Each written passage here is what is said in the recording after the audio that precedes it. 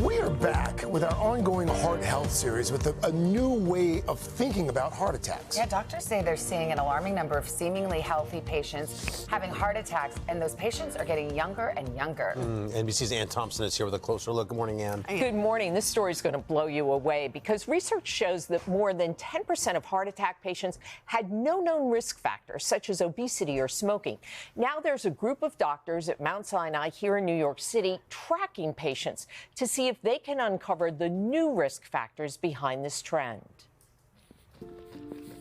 Matias Escobar runs to control his physical and mental health.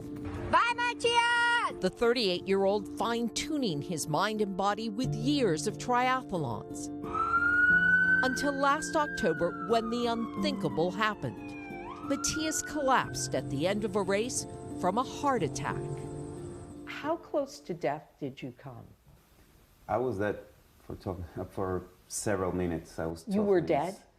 I mean, my heart stopped beating, and they kept me with CPR for 12 minutes until the ambulance came. The heroic CPR was caught on camera.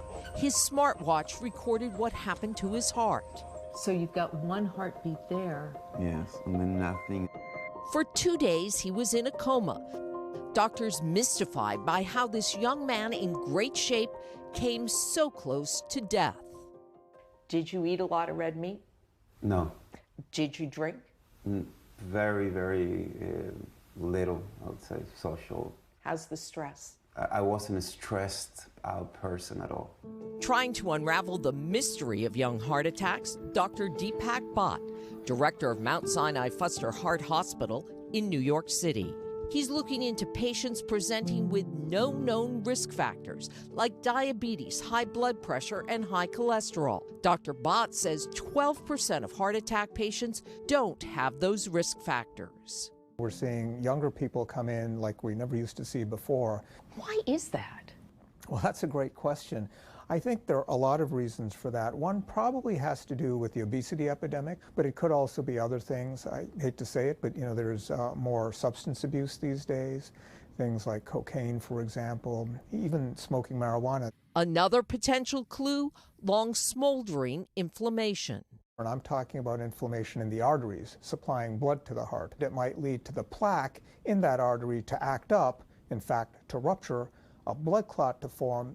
If that blocks the blood flow in that artery, that's what causes a heart attack or heart muscle damage.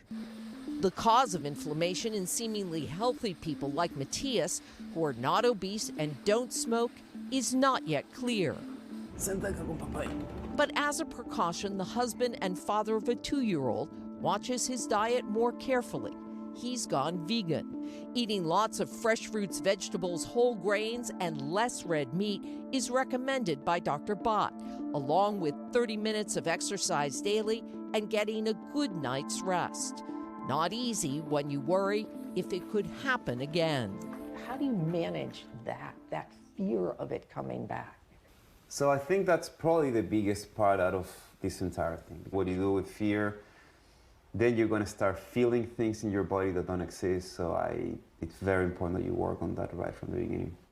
Yeah, Matias is learning to live with that fear. But in this case, knowledge is power. Dr. Bhatt says there are numbers we should all know. They're your blood pressure, your blood sugar, cholesterol, and yes, the size of your waist, because they can all be indicators of heart attack risk. And I'm happy to tell you Matias is going to run that New York City Try this year to get it back and conquer what happened to him last year. What a great example, though, of this. If it could happen to him, right. I mean, my goodness.